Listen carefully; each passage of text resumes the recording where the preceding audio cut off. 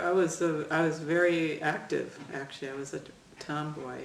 Were you? Yeah, yeah. So I was always doing something, swimming, ice skating, climbing up in the trees.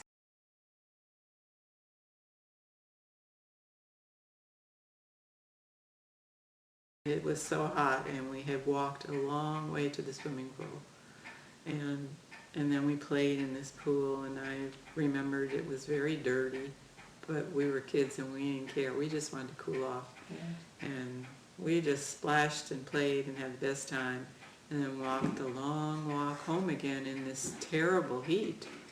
And I always thought that that was how I caught polio, in that pool that day.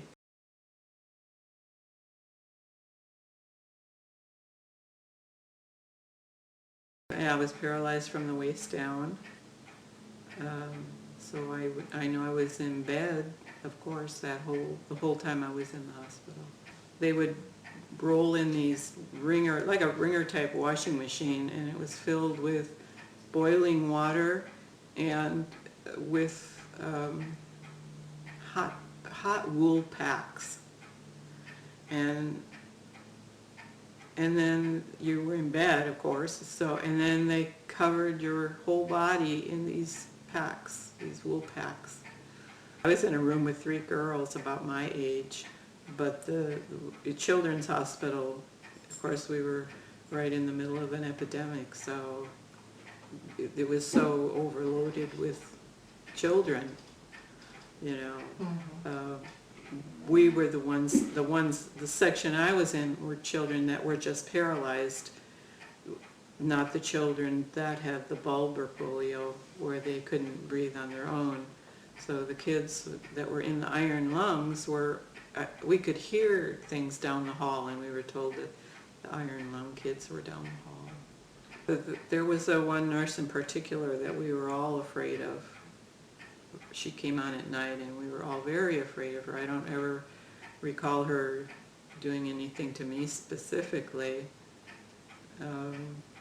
but for some reason we were afraid of her, and we thought had heard she yelled at the kids in the iron lungs because they wanted to listen to their radios. That's all they could do, and she would yell at them. And I'm sure I was just in there for the summer. I don't believe it went much longer than summer. And then I think the doctor just said to my mom that as far as he was concerned, that they were so overcrowded, the nurses just were overwhelmed with work, and that he could tell her what to do, show how to do the exercises. After I came home from the hospital, I recalled neighbors that would pick their children up and carry them. They wouldn't let the kids touch our sidewalk because they knew that I had polio, and so because they didn't know how it was caught, they weren't taking any chances. I can remember the first day my mother said I could take a walk outside on the sidewalk, and I can remember how that feeling, even now, it just is, I can be right there, the excitement of actually stepping on a sidewalk and taking steps.